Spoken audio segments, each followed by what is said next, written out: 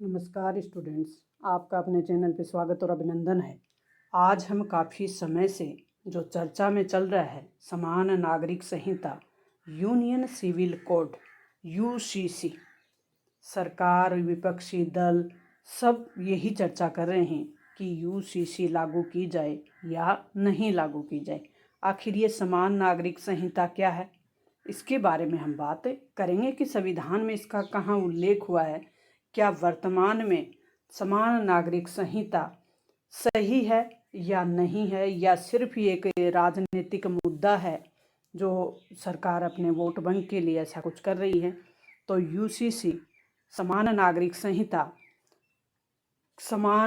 संहिता का भाव जो व्यक्त हुआ है उसका मतलब है कि देश के प्रत्येक नागरिक को, चाहे वो किसी भी जाति धर्म का क्यों ना हो, उसको समान रूप से नागरिक होने का दर्जा मिले। ये अपने संविधान में भाग 4 जो कि नीति निर्देशक तत्व हैं, वहाँ पे अनुच्छेद 44 में नागरिक संहिता का उल्लेख हुआ है। पहले तो ये बात क्लियर कर लें कि संविधान में इसका कहाँ उल्लेख हुआ है। तो संविधान के भाग 4 में और नीति निर्देशक तत्व है, वहाँ पे अनुच्छेद 44 में नागरिक संहिता का उल्लेख हुआ है। ये आपको कंपटीशन के साथ साथ एक भावी नागरिक होने के नाते भी राजनीति विज्ञान का, क्योंकि हम लोकतांत्रिक व्यवस्था में जी रहे हैं और लोकतांत्रिक व्यवस्था में आपको राजनीति विज्ञान की जानकारी जरूर होनी चाहिए, नहीं तो आप लोकतंत्र को अपने जीवन पद्धति में नहीं अपना पाएंगे। लोकतंत्र सिर्फ एक शासन व्यवस्था नहीं है, एक जीवन की शैली है। तो उसको समझने के लिए आप एक भावी नागरिक के नाते आपके लिए जरूरी है। समान नागरिक संहिता का भाव कहाँ व्यक्त हुआ है ये हमने देख लिया कि संविधान का अनुच्छेद 44 है, वो कहता है कि राज्य यानी भारत, राज्य का मतलब ये राजनीति विज्ञान की भाषा में राज्य, वैसे राज्य हम 28 राज्यों को बोलते हैं, जैसे राजस्थान, बिहार, पंजाब, उत्तर प्रदेश, इनको बोलते हैं, लेकिन ये राज्य नहीं है राजनीति विज्ञान की भाषा में, ये सिर्फ इकाइयाँ हैं। ये क्या हैं? इकाइयाँ हैं, क्योंकि राज्य वो होता है जिसके पास 4 तत्व होते हैं। कौन कौन से? वो राज्य वो होगा जिसके पास एक निश्चित भूभाग हो, जैसे भारत के पास ये निश्चित भूभाग है।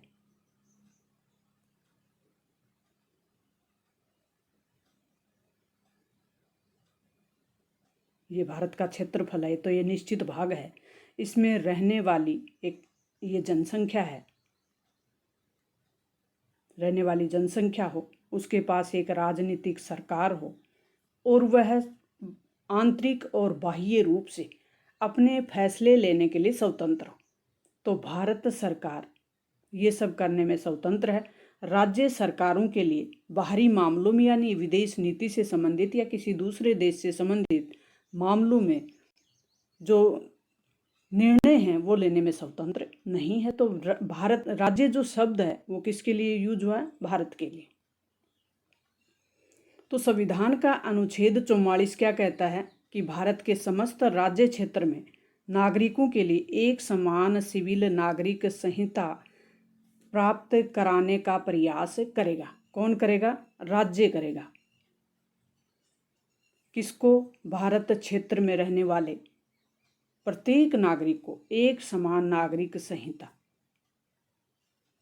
समान नागरिक संहिता क्या है, अब ये देख लेते हैं कि आखिर है क्या। तो समान नागरिक संहिता देश के प्रत्येक नागरिक के लिए एक समान कानून का होना, चाहे वह किसी भी धर्म या जाति का क्यों ना हो।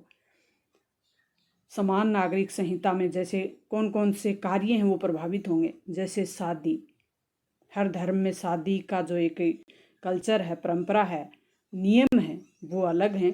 तलाक के भी नियम अलग हैं, जैसे हिंदू, मुस्लिम, ईसाई, जैन, बौद्ध, सिख, ये हमारे पास भारत विविधताओं से भरा हुआ देश है, विविधता में एकता स्थापित करने वाला देश है। तो भारत में कई धर्मों के लोग रहते हैं। तो ये जो कार्य हैं ये उन धर्मों के समान नागरिक संहिता कहती है कि शादी, तलाक, जमीन जायदाद के बंटवारे आदि सभी धर्मों के लिए एक ही कानून लागू, इन सब में एक समान कानून लागू। प्रेजेंट में वर्तमान में जब हम बात करें तो सब धर्मों के लिए अलग अलग बने हुए हैं। अभी देश में जो स्थिति है उसमें सभी धर्मों के लिए अलग अलग नियम है। तो क्या वर्तमान में समान नागरिक संहिता को अपनाना इतना आसान है? समान नागरिक संहिता की आवश्यकता क्यों है? प्रश्न ये भी उठ रहा है कि समान नागरिक संहिता क्यों अपनाए, क्या आवश्यकता है इसकी? तो समान नागरिक संहिता दरअसल एक देश के लिए एक ही कानून हो, ये विचारधारा और इसी विचारधारा पे ये आधारित है। तो यूसीसी के अंतर्गत देश के सभी धर्मों और समुदायों के लिए एक ही कानून लागू किया जाना, समान नागरिक संहिता यानी सिविल जो यूनिफॉर्म सिविल कोड है यूसीसी, वो कहती है कि एक देश के लिए एक ही कानून लागू हो। समान नागरिक संहिता से लाभ क्या होगा? तो इसके लिए दो प्रकार के तर्क हमने लिए हैं जो कि महत्वपूर्ण हैं। वो तो और भी कई प्रकार के तर्क दिए जा सकते हैं, लेकिन जो मेन तर्क हैं कि समान नागरिक संहिता लागू कर देंगे हम तो क्या सभी समस्याएं सोल्व हो जाएंगी? तो इसके पीछे दो तर्क हैं कि क्यों लागू की जानी चाहिए। तो सभी के लिए कानून में एक समानता से देश में एकता बढ़ेगी। लोगों का ये कहना है कि सबके लिए एक ही समान कानून होंगे तो देश में एकता बढ़ेगी। तो क्या साहब इससे पहले एकता थी नहीं? 70 साल से 75 साल हो गए हमें स्वतंत्र हुए, क्या अभी तक देश एक नहीं था? तो देश में एकता बढ़ेगी। जिस देश में नागरिकों में एकता होगी, किस प्रकार वैमनस्य, उसमें किसी प्रकार का वैमनस्य नहीं होगा, बैर भाव नहीं होगा। अगर बैर भाव नहीं हो तो इसको सबसे पहले लागू कर देना चाहिए, क्योंकि हम तो चाहते ही नहीं कि देश में किसी प्रकार का बैर भाव हो, किसी प्रकार का धार्मिक या जातीय वैमनस्य हो।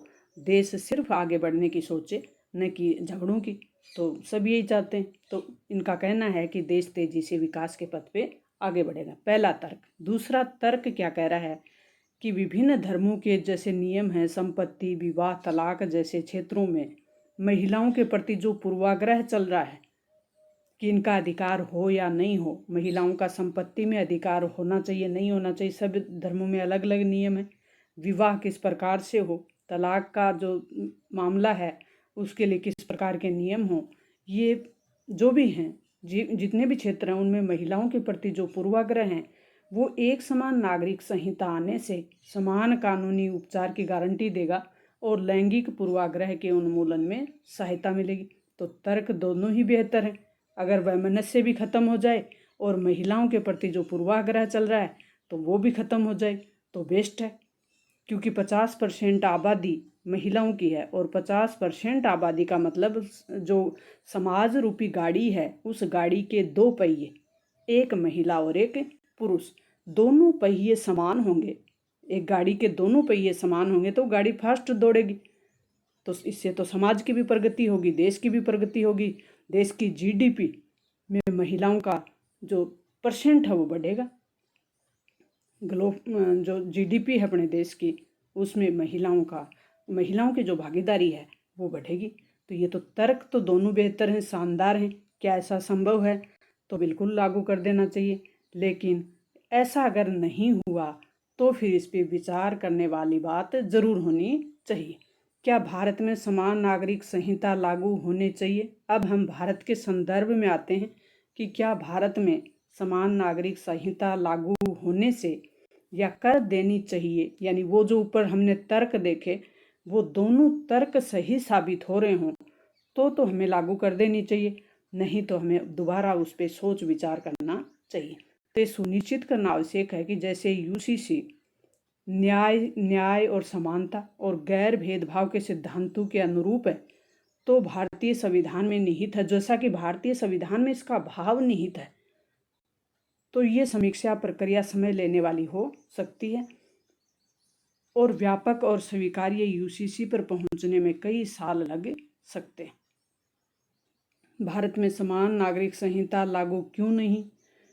तो क्यों नहीं लागू हो पा रही, इसके पीछे भी तर्क हैं। दो तर्क इसके पीछे हैं, उन तर्कों की भी बात करेंगे। यूसीसी के खिलाफ मुख्य तर्क ये है कि ये अपनी पसंद के धर्म का पालन करने की संवैधानिक स्वतंत्रता का उल्लंघन करता है। संविधान का जो अनुच्छेद 25 है उसका उल्लंघन यहाँ बताया गया है कि जो धार्मिक समुदाय हैं उनके व्यक्तिगत कानूनी मामलों में इसकी अनुमति ये कानूनी मामलों में समान रूप से अनुमति देता है। तो उदाहरण के लिए जैसे अनुच्छेद 25 में प्रत्येक धार्मिक समूह को अपने स्वयं के मामलों का प्रबंधन करने का अधिकार दिया गया है, उसका हनन होगा यूसीसी से, समान नागरिक संहिता लागू होने से। फिर दूसरा तर्क है, तर्क ये भी शानदार है क्योंकि संविधान में इसका भी उल्लेख है, अनुच्छेद 25 का भी। समान नागरिक संहिता का विरोध करने वाले कहते हैं कि इससे सभी धर्मों पर हिंदू कानूनों को लागू कर दिया जाएगा। दो तर्क दिए गए हैं, तो अब देख लो आप खुद अपना विचार करो कि क्या वर्तमान में जैसा है ऊपर जो तर्क दिए गए थे वैसा भाव हो यूसीसी का, तब इसे लागू कर देना चाहिए। लेकिन सिर्फ वोट बैंक के लिए राजनीति की जा रही हो तो इस पर ज़रूर विचार करना चाहिए। 2018 में 21वें विधि आयोग ने अपनी रिपोर्ट दी थी और इस बात को जो विधि आयोग था उनका कहना था, विधि आयोग ने अपनी रिपोर्ट में कहा कि इस बात को ध्यान में रखना होगा कि हमारी विविधता के साथ विविधता में एकता की स्थापना हमने कर रखी है। हमारे देश में सिर्फ एक ही धर्म नहीं है, अनेक धर्म हैं और अनेक जातियों के लोग हैं। विविधताओं में एकता, अनेक संस्कृतियां हैं, अनेक संप्रदाय हैं, उनकी सामाजिक परंपराएं हैं, तो उनके समझौता न हो और कहीं ये हमारे देश की क्षेत्रीय अखंडता के लिए खतरा न बन जाए। तो विधि आयोग ने अपनी जो रिपोर्ट दी है वो देश की विविधता में एकता वाली बात को ध्यान में रख कर दी गई है, तो इस पे विचार करना चाहिए सरकारों को। तो ये जो अपना समान नागरिक संहिता पे जो अपना कॉन्सेप्ट क्लियर किया, और इस पे मैंने काफ़ी तर्क जो कि पक्ष में थे वो उनको भी देखा, विपक्ष वाले तर्कों को भी देखा। आपको ये वीडियो कैसा लगा इस पे कमेंट बॉक्स में जाए कमेंट ज़रूर करें कि क्या नागरिक संहिता लागू होनी चाहिए या नहीं होनी चाहिए। Thank you. मिलते हैं नेक्स्ट और महत्वपूर्ण जानकारी के साथ। तब तक ऑल द बेस्ट।